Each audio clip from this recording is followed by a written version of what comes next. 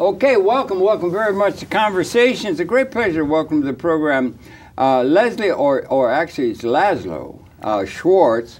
And Mr. Schwartz is a friend of mine and a friend of the world's. He's just come back where he was for, I think, almost some number of months in the country of Germany. And at the outset, we could say he is he's an educator. He bills himself as an educator now about the Nazi Holocaust. And he's also a survivor of that period of time and was at Auschwitz, I believe, and at Dachau. And we're going to be talking to him about his life experience and the implications of what he experienced himself and bring it up to date. He's just come back from a very successful stay in Germany where he was widely seen. And Laszlo, welcome so very much. I like Laszlo. I like that name. Yeah, I like it too. Yeah. Thank you very much, Harold. Yeah. Nice to see you again. Yep. And I must tell you, it has been an unbelievable journey for me. I call it a healing process. Okay. Yeah. That I was able to identify myself with young students, anywhere from age 14 to 18. And of course that age meant an awful lot to me, as you know. I was one of the youngest in Auschwitz at the age of 14. And of course I missed that period of my life as a teenager, and I'm trying to relive it with the present youngsters. Wonderful. That's really very good. Laszlo does connote for many Hungary. You were in the country of Hungary. Maybe you could talk about that a little bit. When you were young, you were Laszlo Schwartz. Yes. In the country of Hungary. Yeah. Yes. So your language was Hungarian. Hungarian. Yeah. Yeah. I was born in a small village in a town called near Bakta then, and then the two villages were merged, and it became Bakta-Lorandhase. So that's where I spent my time until the age of 14, when the Nazis occupied Hungary. They occupied Hungary then, and your whole life changed. My whole life changed. And it happened very quickly and in a very abrupt and disrupting way. I know you've explained that to me before, but when that happened, when you were given a very short period of time to get things together, maybe it's worth just mentioning. Yes, bringing it up, the actual. Yeah, we lived across from the post office. And my mom was very friendly with the postmaster. And he tipped us off that we are going to be gathered in the next day or two. That all the Jews, all the Jews from our village will have to leave. Had that been in the air, the idea that that might happen? Was that something that was just happened all at once? Had there been any discussion that there could be this kind of thing? Had it happened elsewhere? No, it came very suddenly. Yes.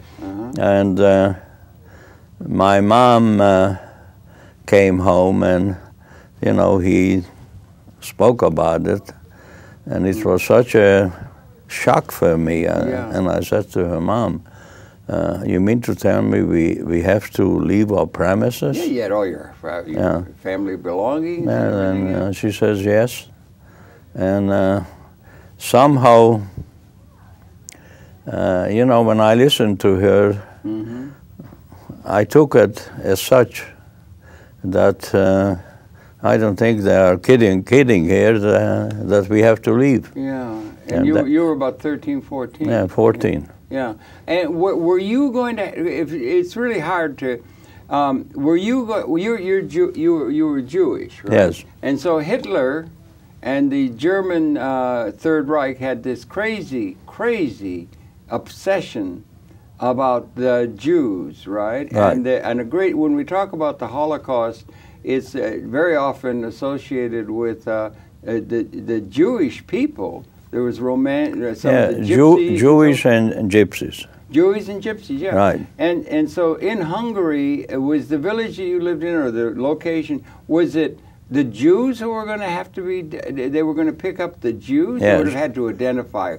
who they are. They would have had lists. No, we had to assemble. The Jews, not Jews, everyone in the village. the there were Jews. people who were not Jewish, didn't have to do it. Yeah, the Jews.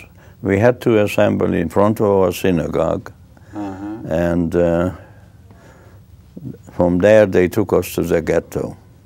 That happened, you say that happened almost over a matter of a couple of days Yes, or something. yes. And you had to leave everything behind. Everything behind, and you were able to take as much you could carry. And did they have a list or something of the people who were Jewish? Well, how did such the local police gathered us. Yeah. You know, they were exceptionally well organized. Well organized. Right. Fascism. Yeah. Yes. Yeah. And they were glad to do it. They were happy to do it. Yes, because our local police force. The local police. Of course, they knew every Jew in the village. How big was the village, or the context within which that would have been 10,000? No. It was small.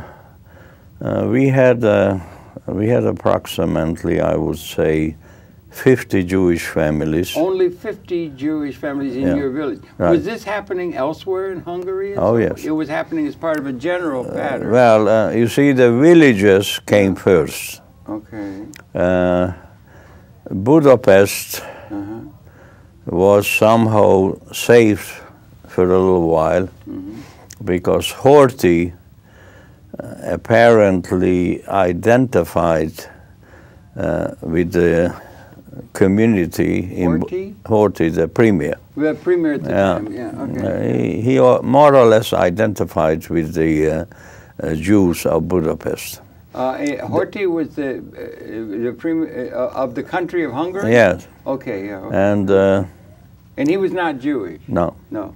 But when you say identified with them, well, he was in favor of them yes, and tried to more or less, yes. Yeah, okay. And the villages were mostly Orthodox and Hasidim. Ah, I see. And apparently, you know, as history tells us today, Horthy was not eager to save the Orthodox and the Hasidim.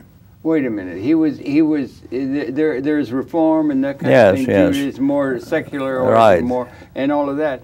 But he had a particular brief, as they say, against the Orthodox or Hasidim. And Hasidim, yeah. Yeah, Baltev. So, of course, most of the villages consisted of Orthodox and Hasidim. Now, what do we make of that? He was for the Jewish, trying to protect the Jewish people against the Nazi insanity. Right. Okay, and racism. Right. And but he was not particularly interested in one branch of the Jewish community, the Hasid.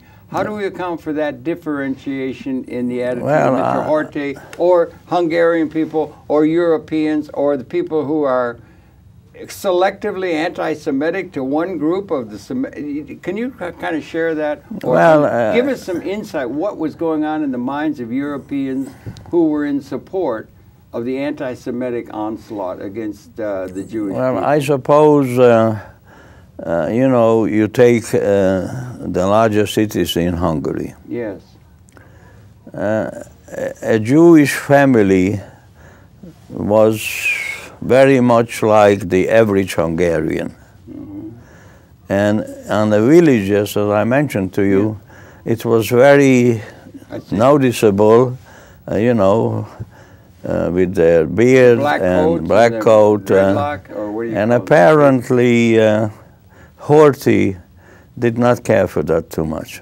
What I'm trying to say, Horthy didn't care for the Orthodox. Right. Now the others would be professors. They would be great intellectual contributors. They'd drive in a suit. They would, you can't tell, like in New York. Right, exactly. But they were in a black coat. So there was some particular animus directed against them by him. And was that characteristic of the larger animus directed, which is hard to fathom in such intensity against the Jewish people? Was there were they particularly targeting the Hasid or the Orthodox? Well, I mean, they were targeting Jews. Yeah. Period. Okay, yeah. But and of was course, it different in Germany than in some of the other places where they were carrying out this anti-Semitic onslaught? Well, as you know, Eastern Europe. Yeah. Poland had like 3 million Jews. Yes, that's right. Yeah. So, Ashkenazi, yeah. And naturally, to deliver to the Germans something that you were not so crazy about, you know, I'm mentioning the Hasidim and Orthodox Jews. So Horthy, I suppose, played ball with them. Had to do something to try to appease the onslaught. Right. That happens in history, does it not? Right. I really want to get, because we want to talk about you're making peace and you're making healing and that's what you're involved with now, which is really interesting and everything. But one more thing, let me just ask you, what is, I've never been able to understand what they call anti-Semitism. Why is much of the world had that anti-Semitic attitude toward the Jewish? I can't understand that. What is not to like among the Jewish people? They have a deep-seated sense of justice. They have a great respect for learning. They're very intellectually oriented. They've got a great social concern and contribution to the improving of the human condition. Where does that come from? Why was there such deep-seated, irrational attitude on Hitler's part? And it was apparently reflected in other parts of the world. There's a lot of people who see that as a major issue still. Where does that come from? What is your thought on it? I think it has to do with jealousy. Jealousy? Yeah. Maybe anti-intellectualism? Or anti-intellectual. It's part of an anti-intellectual thing because their contributions to intellectual advancement have been monumental. So it's like an No question about it, Harold. What's the know-nothing party, stupid intellectual? Okay, I'm sorry, I didn't mean to. Yeah. It's a conundrum. I can't understand it. What's not to like? And I tell you, this is something that, luckily, speaking throughout Germany in schools, the first time that I felt comfortable as a Jew with the present situation, you know, with the youth of Germany. Yeah, currently. They have been exceptionally respectful, and they showed me love and affection. You're talking now about the recent trip. You and your wife. You were some months. It was about 6 months. Yeah, I was there for 6 months. And that's just now as we talk in November, and I will tell you a few of the most beautiful things that I have spent there is the yearly international youth meeting in Dachau. At Dachau? Yes. What's there It's now? You know, in the city of Dachau. In the city, was there was the camp? Where the concentration, yes. Is there any remains of that, or does it stand? Partial. Partial. Yeah. Okay. You were actually interned there? Yes. Also at Auschwitz? And Auschwitz. Okay.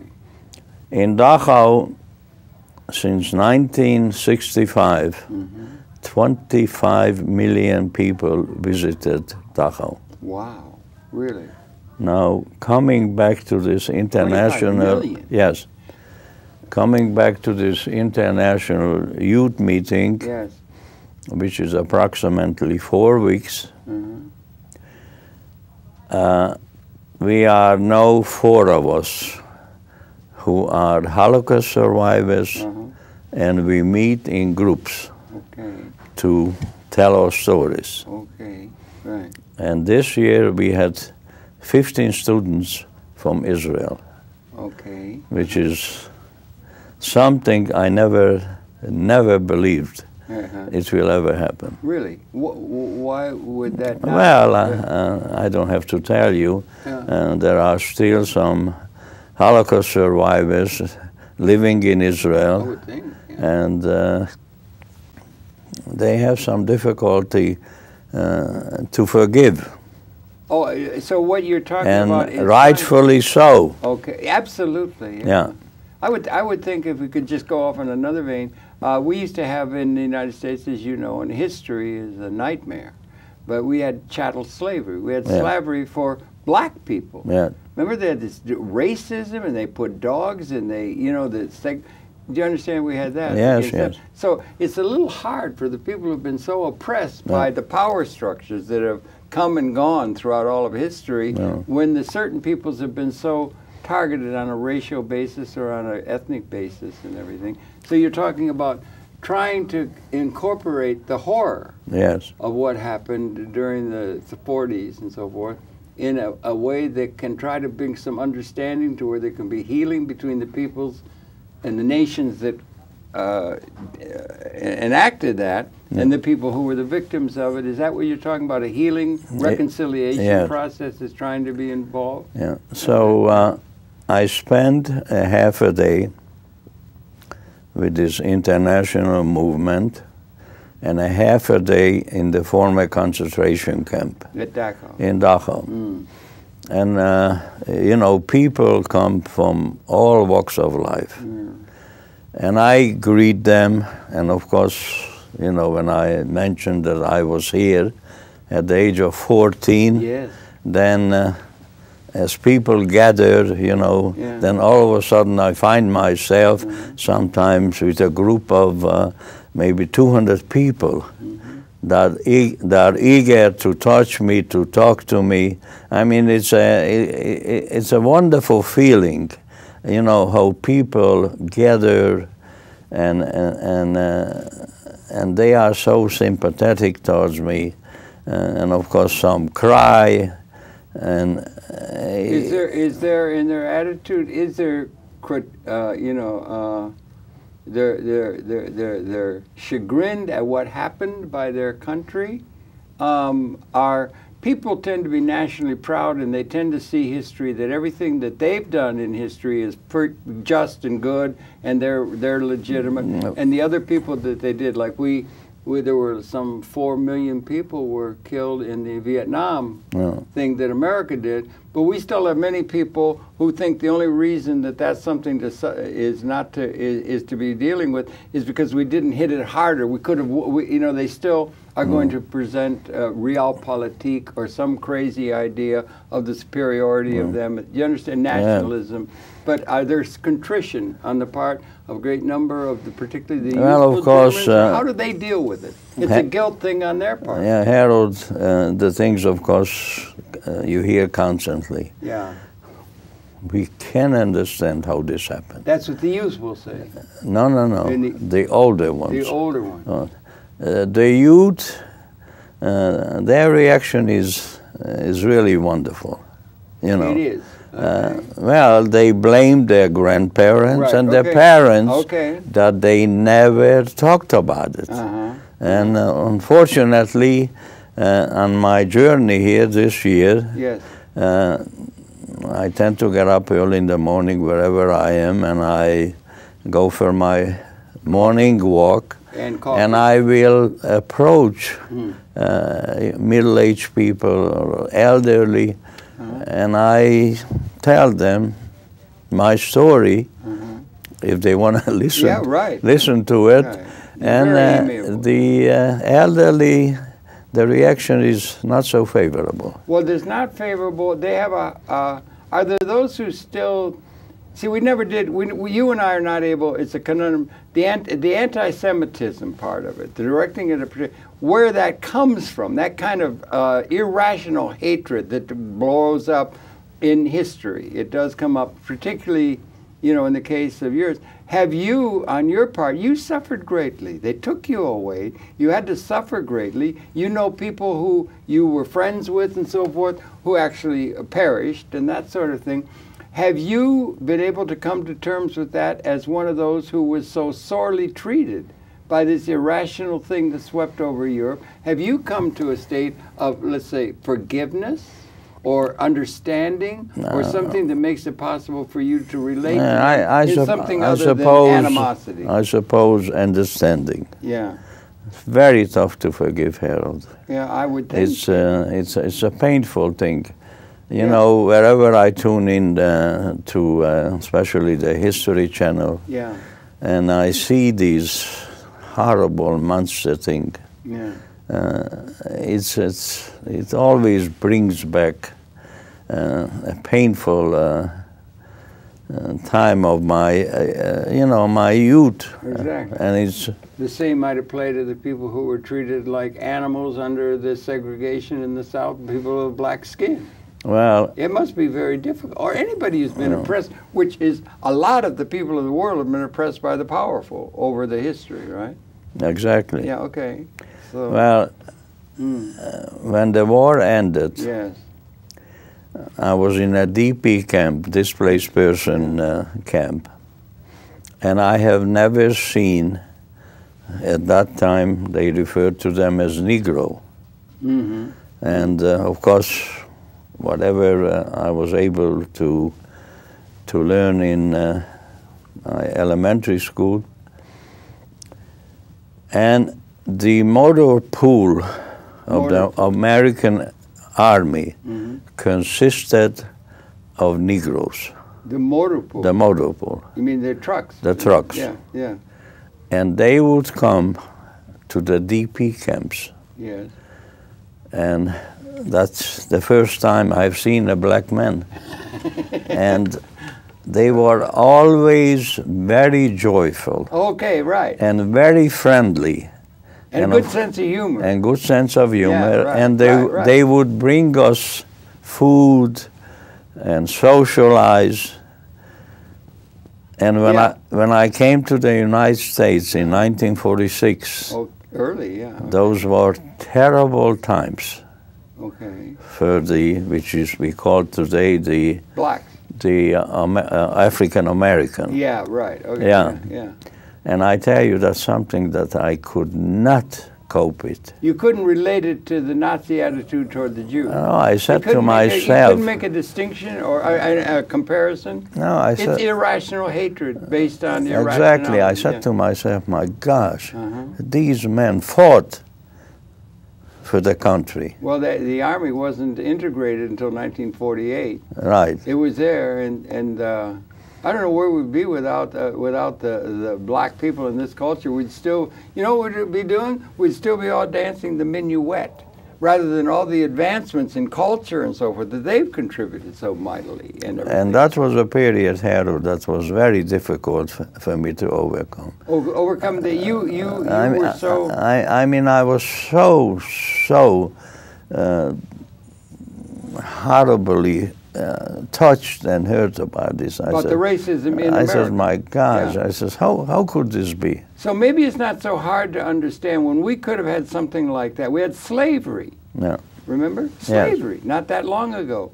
And so maybe we're touching on emotional things that seem to be, it's not just some German thing. Yeah. You know, it's human. Universal, Harold. Yeah, and it still goes, and we still don't have real justice. So many people in the world are not able to even have food for their children to eat. We have a great capability. We still need, do you understand what I'm saying? Yeah. The poor and the disadvantaged and the people who are being prejudiced against is still operative in terms of the way the world is not a just place now. Exactly. Right? Now, Tikkun and things, and the Jewish okay, I'm just trying to get at, it's an irrationality. Yeah, so will it ever be that there will be people who are going to be beaten down by the people who are strong in order for the strong to be able to beat them down so the strong can live in palaces and things? Will there ever be justice, do you think? Well, is it ever possible? Or is it something that's impossible? Human nature is flawed. Well, I am counting on always on the new, as the new generation comes. I mean, of course, as you know, we came a long way. Yeah, that's true. Quite a bit. Yeah. And my mission is really to go back to Germany and travel around and deliver my message. And your message is? Is what took place in the Nazi era. This should never occur again. And I think I'm getting my message across. Okay, that's very good. You had a good reception and many things. Yes. I don't want to get away from it. We got some newspaper articles we want to show. You had great coverage, yes, as they say. Tremendous coverage. In Germany. You were there for a number of months, 6 months. 6 months. And you were there, and they've also had a documentary made about you. Which is going to be shown on national television. Which is going to be in Potsdam, you know, where Churchill, Stalin, and Roosevelt met.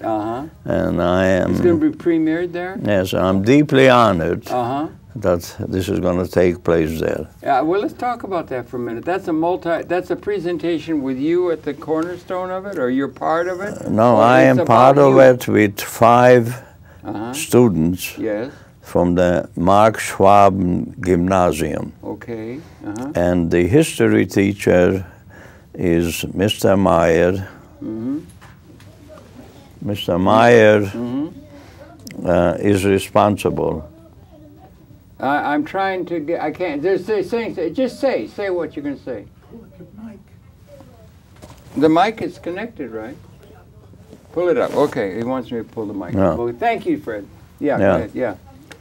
This Mr. Meyer that I got to know is a wonderful man. And he has spent the last 8 years about this particular event where I was shot. Or the pictures were taken. Yeah, 2 days. You don't mean shot by a rifle or something? Yes, I was shot. Oh, you're talking about shot by a weapon? Yes. Okay, that's different. I'm sorry. They use that term in television where you get to shoot. You know, you take a picture of somebody. Yeah, okay. Yeah, I was shot 2 days prior to liberation. Oh, I see. You were... Where they told us we are free. And unfortunately, it came 2 days later. And we were 3,500 prisoners in a town called Poing, P-O-I-N-G, which is approximately half an hour from Munich. Okay. Yeah. So you can imagine 3,500 prisoners, filthy, hungry, emaciated. I mean, it was awful. Yeah. And you know, when you it would have made it even worse because you're coming to the end of a war, which makes everything bad. So you know, just to hear, you are free. Now, somebody told you that in authority? No, that was the SS. SS told you who are guarding our transport train. Okay, guarding the transport train. You're free. And you know, he waved to us. We are free. And they you were in a railroad car? In cattle cars. Cattle cars. And they opened the doors? Opened the door, and you can imagine. I don't. I mean, what happened? In a small town. Yes. And 2 of my friends, of course I was always the baby, you know, I was the kid. I told them, look, we are in a small town, and I'm sure that we can get something to eat. There were so many farmhouses. Yes. And I said, let's see if we can find one. So And the guards just went away? Yes. Okay. And we got into this farmhouse, and this lady, she was crying when she saw me. What does a young kid like you doing here in prison uniform? Yeah. She gave me a glass of milk and a piece of delicious bread with fresh butter, which she just made. Yeah. And suddenly I hear hands up. What was that? An SS. Yeah, SS. Yeah. You know, the message that we are free Yeah. was not so. They were going to shoot you? Well, you know, of course it was in German, you know, Yeah, right. Hände hoch. You didn't know German? Yeah, sure. You did by then, some Yes. German, okay. Hungarian. So I said to myself, my gosh, I came this far Yeah, to be killed. right. So they were actually going to gun you down. And as a kid, What a treachery. in my hometown, I was the fastest runner for short distance. Okay. And Sprinter, huh? it came to my mind, I said, well, maybe I can get away from him. Right. He was just one. But of course the bullet was faster Then you could run. than I could Even run. Superman, yeah. And he kept, you know, hollering, stop, halt. And you're running through a field or something. In the field, yeah. And you got hit. A bullet went in my neck Uh-huh. and came out here on my cheek. Wow, right. And of course, naturally, I fell. Yes. And he came there and he said, I see you are moving. Either you get up, Either you what? either you get up, stand up, Get up, yeah. or I'll have to give you another bullet. I said, no, I get up. And I was fortunate with him that I don't think he knew what to do with me. Right. Because there were others, there were no questions as they were put against a tree And killed. and they were killed. Yeah. So I got up, and I don't have to tell you, Yeah. with a wound like Of this, course. they dragged me back to the cattle cars. Why do you think they didn't just kill you right there on the ground? That's a good question. Okay. Yeah. And as I am marching back to the cattle car with him, A mile or so? it was an unbelievable scene. People Slaughtered. slaughtered, wounded. But you know, Yeah. this period of my life, and to most of the Holocaust survivors, Yeah. we all feel the same way, that we do not care for our next fellow human being. We are only concerned about our self-preservation.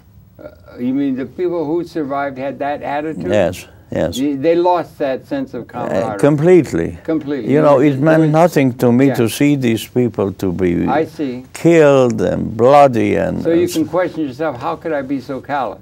Not to be concerned. yeah, I mean, you- I understand what you're saying. I've not had to experience a thing. You know, when I think about this period, it bothers me so much. What happened to you psychologically? Yeah. Yeah, okay. And I'm so grateful Uh-huh. that I have my senses Yeah. and my caring for a human being, Currently, now. that I was able to overcome this. Uh-huh. Oh, and it was hard for you to do that. Oh, yes. Yeah. And you've been able to make some reconciliation with what happened to you and the people who did what happened to you. Because I was fortunate enough to experience Yes. such as this lady Yeah, who gave you the bread? and gave me milk the bread. with butter. And after the war, Yeah. I went back to this village Uh-huh. and I could not find her. Ah. And for 65 years, this made me really crazy That you couldn't that find I that. couldn't find her. Would you believe it? I thought about this daily. No fooling, really. That made such a mark. It yeah. was an obsession with Very, me. yeah, I can understand. I can understand that. Yeah. And when I returned 2 years ago, the gentleman, whose name is Otto Hartl, he has something to do with the Bavarian Memorial. They do a lot of things for people like myself who come to Germany. I would hope they would. Yeah. Yeah. And he put an ad in the local paper. Don't tell me you found that one. No, she unfortunately passed away. okay. But Yeah. the daughter Of her. came to see me. Oh, boy. So I don't have to tell you. It was a wonderful, emotional experience. Were they able to have any of that experience, as they say, captured in part of the documentary? Yes. Okay, that's going to be a documentary to live and educate. Yeah, and you're now trying to educate people to a lot of your own experiences, which are... Exactly. A lot of people, but to the degree that what you suffered is not the lot of, I don't know how many people, but a great number, far too many people are having to suffer on such things. A mother wondering which child they're going to let starve to death because there's not enough food, or some other injustice or stupidity and racial things and everything. Harold, for me to go back, where I had such a horrible experience, is so important. Yes. You know, indeed. as a free man. Yes, right. And I have visited every one of the camps. The sites where you had that been I was in. I cannot tell you. It's a painful and kind of a psychological catharsis. Yeah. And I'm sure you understand that. Well, I do, but I've never had to suffer anything like what you and your fellow people suffered, such outright injustice and so forth. It's hard. I can only try to empathize. Yeah, that's all. Now, you've got some papers you brought, and I see there that there's let me hold it up. Let me hold it up to this camera. This is the New York Times newspaper of Germany, right? Yeah, they called this the Süddeutsche Zeitung. This is like the major newspaper in Germany? And one of the major newspapers in Germany. The New York Times, right? Yes. Yeah. And there's a picture of the Pope visiting, and as I understand, this is in German, of course. Yes. And this was a picture of the Pope there, and in there, the major story that they had on the same day that the Pope was visiting was here. Let me hold it up. Well, let me keep it in context if I could. Yeah. So this is just on the inside. On the inside was this whole big, full-page treatment of our guest here, Laszlos. They call this the Seite 3, which means page 3. Now that's the major place. There's a picture. Who's that handsome fellow there? That looks like Laszlo. That's me. Okay, good. You know, it shows the whole page article about you. I have never dreamed that I would ever be in page 3. Yeah, that's a major in the place. Süddeutsche Zeitung. Yes, right. Yeah, and that was just, what's the date of this? I can't read the German. I had to do it. I believe it was August 19th. August 19th. Yeah. Okay. Okay, well that's a piece, and that's good that the word is getting out and you're getting in touch with people. Let's not get this messed up. Now, let me tell you. I'm going to put this in so that it's right, okay? You want to save this and get it pressed, and it's on the internet, I'm sure, but I'm having trouble with that. If you dig out something else, because you had great coverage, and I'm very happy to hear that television production or film production has been done, and it's going to be aired in Germany and maybe available to the world about your life. No, the journalist for the Süddeutsche Zeitung who interviewed me, his name is Christopher Schmidt. Okay. And we did the interview. I had to go to Munich. Yes.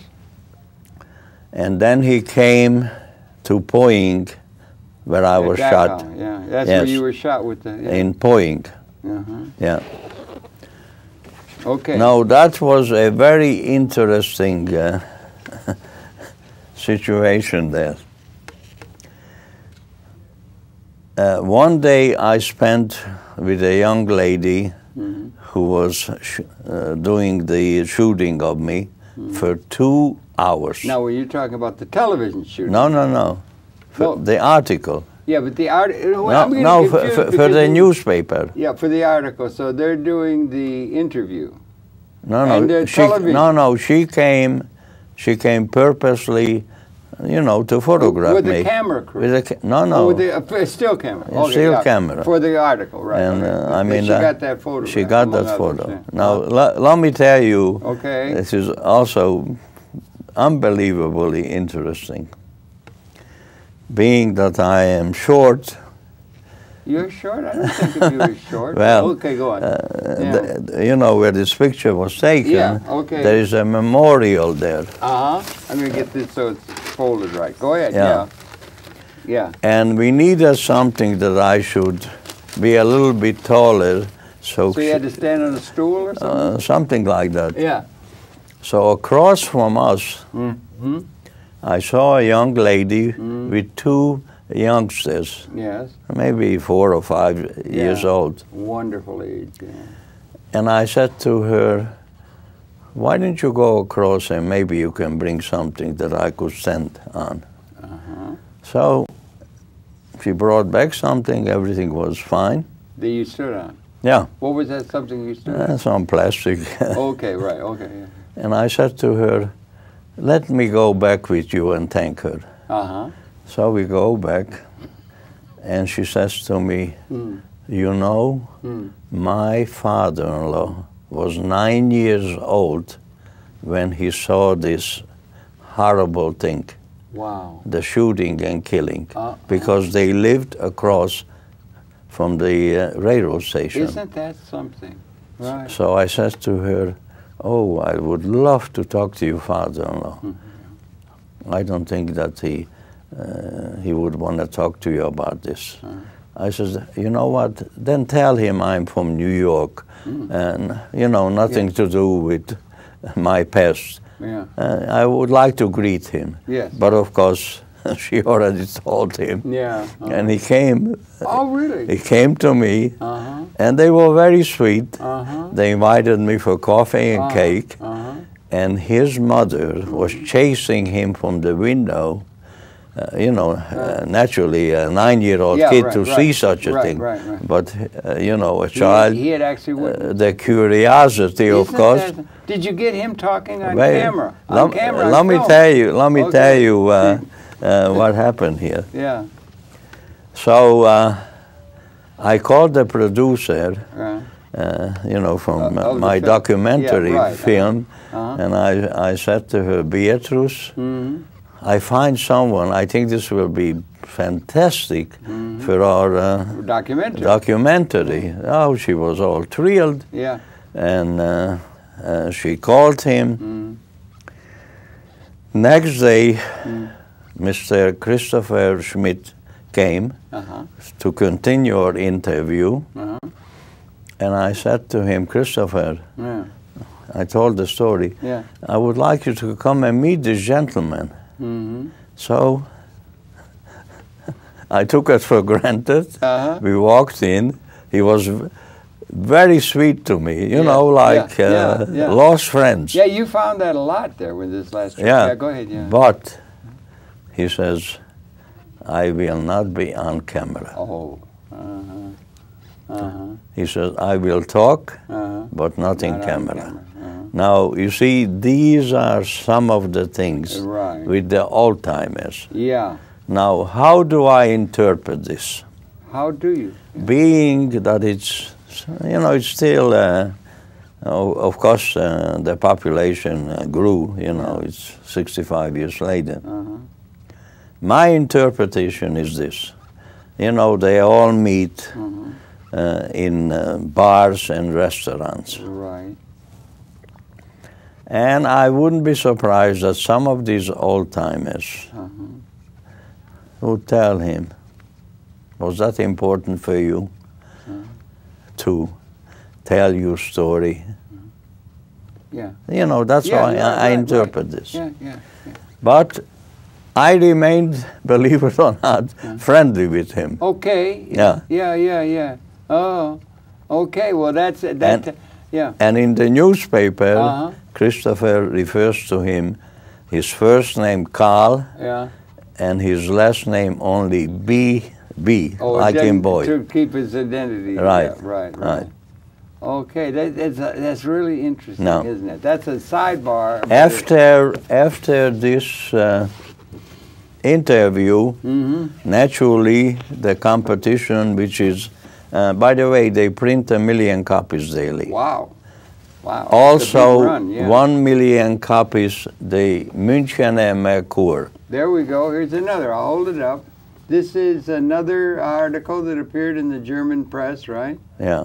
And that's you, I take it. And that picture was taken of me at the railroad station, where we were told we are free. Wow. And this is in German also, and then this is describing that, the print. Okay. And on the bottom you see my grandfather, my mom, my father, and then I am there with my best friend, Shandor Gross, who was instrumental in saving my... Is that you in the picture over on the left with the man with the hat? Yes, Black hat? that's you, I must have been about 3. Oh, I see, I see. And then you see a farmhouse that belonged to my aunt and uncle. They employed 20 families, and they had 700 acres of land. That's quite a lot. Yeah. Yeah. And on the bottom is my German version of my memoir, which was released last year, a company called Lit Verlag in Münster, Germany. In Munich, Unfortunately, Oh yeah, that's you, Leslie Schwartz. And then this book... I like Laszlo. Laszlo's a good name. This book was bestseller in 2007 in Copenhagen. Okay, in Denmark, yeah. And the company, the publishing company is Politiken, which one of the major publishing houses. Yeah, they've got it there. So, and is this relating to? Oh, Leslie Schwartz. What is this? A story about you? Is this you wrote? Yeah. Yes. It's about you. Somebody else in wrote. conjunction with a journalist, Karen Tisted. And this had good sales. This had big sales. Yeah, in a country like Denmark, 5 million people, they sold 16,000 books. Is it going to be translated in other languages? Well, we have it now in German, and I'm working on the English version. Good. With Marc Bonnagura, who is assistant professor at Brookdale Community College. You don't read Danish? No. Or you don't read German? You know no, German you I read read. German like English? You're good with German as English and Hungarian? Yes. Okay, it's a very different language, Hungarian. Yeah. Okay, that's good. May it really go, and may it, if you got the option rights worked out for how the movie's going to be made from this book, you know? Yes. The world's becoming multimedia, yes. Laszlo. You know, you got to get a film made out about it. But okay, good. And then we got about 10 minutes left, and so maybe we could get a few more of these papers that you brought in your brief. I also spoke to the the United States European Command. Okay. I can't see it, but I'll hold it up so you can see. It's a letter. Yeah. You can talk to this. They were in Dachau, 60 of them visiting the former concentration camp. It's worthwhile, maybe it can be read. Can you read it from there? Do you have glasses? Can you read what it says? Well, you have to hold it here close, right? You want my glasses? Maybe. No, I haven't. Oh, okay. He said, "Dear Mr. Schwartz, it was a great pleasure meeting with you during the United States European Command. Recent staff ride to the Dachau Memorial Site on behalf of our joint service members from the U.S. Army, Navy, Marines, and Air Force, as well as our civilian workforce accompanying me that day. It was a distinct honor to meet you and to hear about your personal history in World War II. Okay. People such as you help teach the American community serving in Germany the many lessons that can be learned from the atrocities of the Nazi regime during World War II. We are humbled by your indomitable spirit, and our service members are better people for having met you. Thank you again for making our small pilgrimage to Dachau such a memorable occasion. We will never forget it. Wow, okay. Sincerely, Michael Godfrey, Colonel, United States Army, Director, Manpower Personnel and Administration. Okay. Then with his handwriting, he wrote, Mr. Schwartz, thanks for sharing your time with us. Hoa. Hoa, that's a military term. Yeah. Yeah, that's the way they say that. And then... and thanks for sharing it with us on television. And here. then he presented me... I'm not sure we can get into this, but we can then try, Josh. he presented me with this... If you can get in tight focus on this little thing I'm holding in my hand. He presented me, this is a Medal of Excellency. From the military. Yes. So making these, looking back and you get people, yeah, there we got it, see on the thing, so they can see it's a handsome thing. No.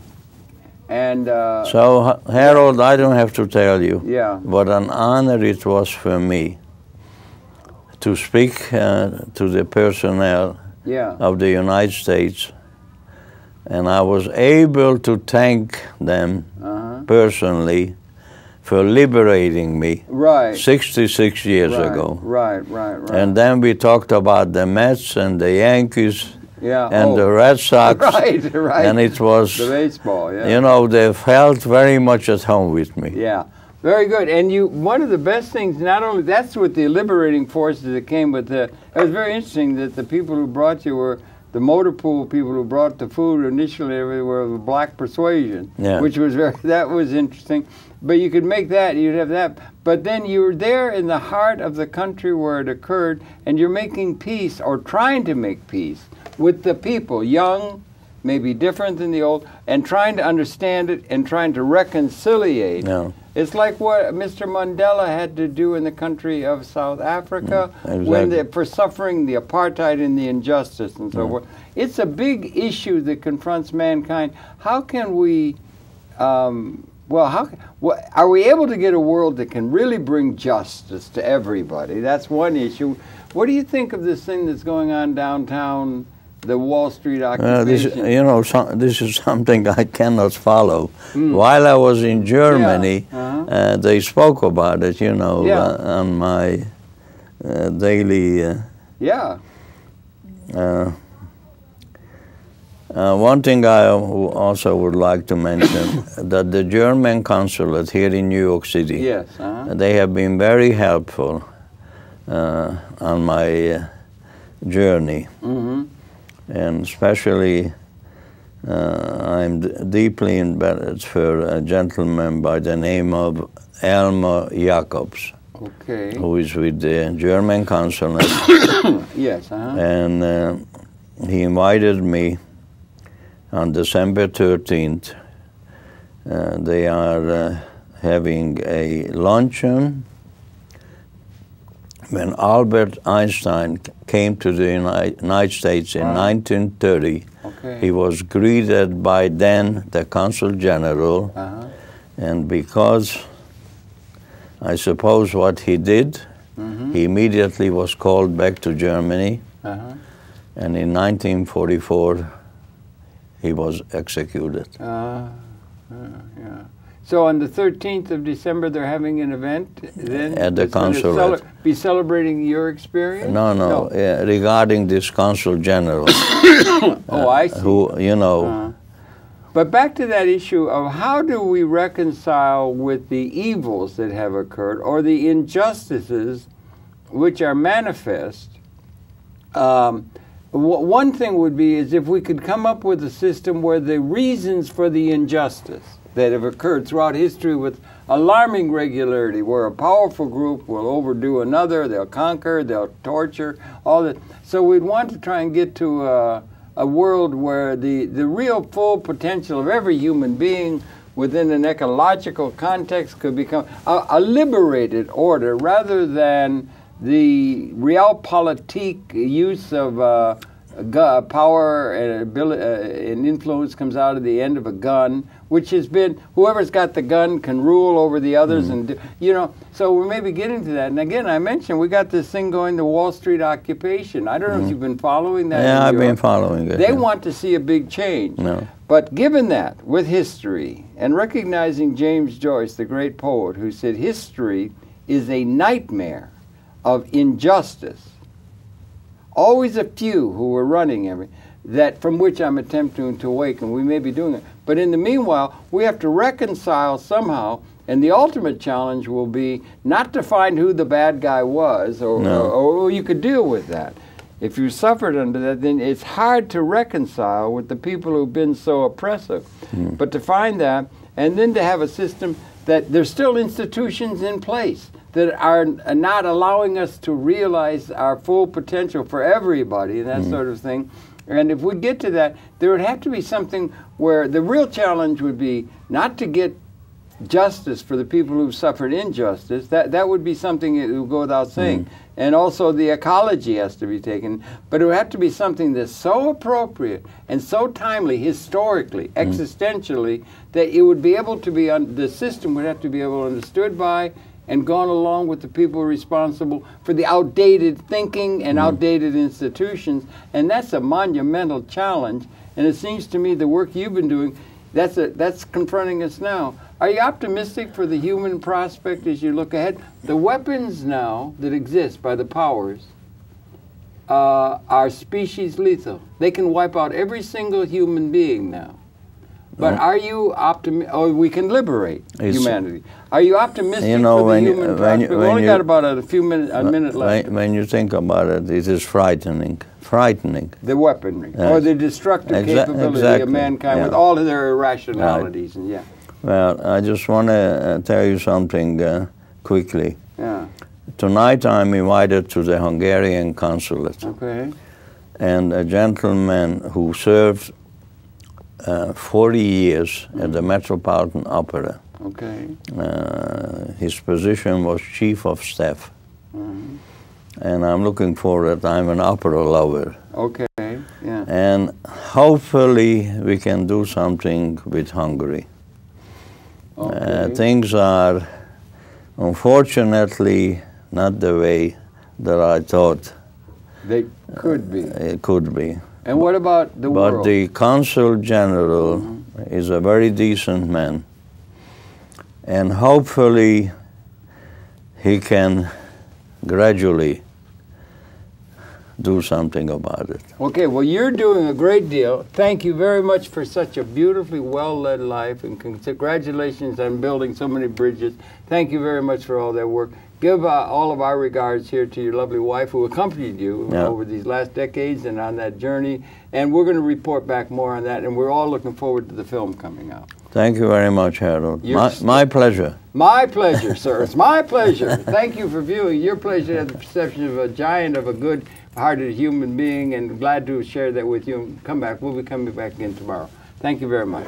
Thanks very much, Laszlo. I like you're using Laszlo now.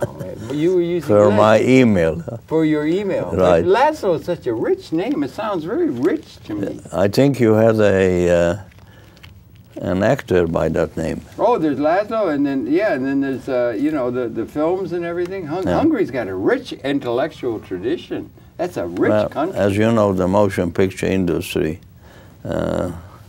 was many Hungarians. Right, of course, yeah. It's a distinct culture.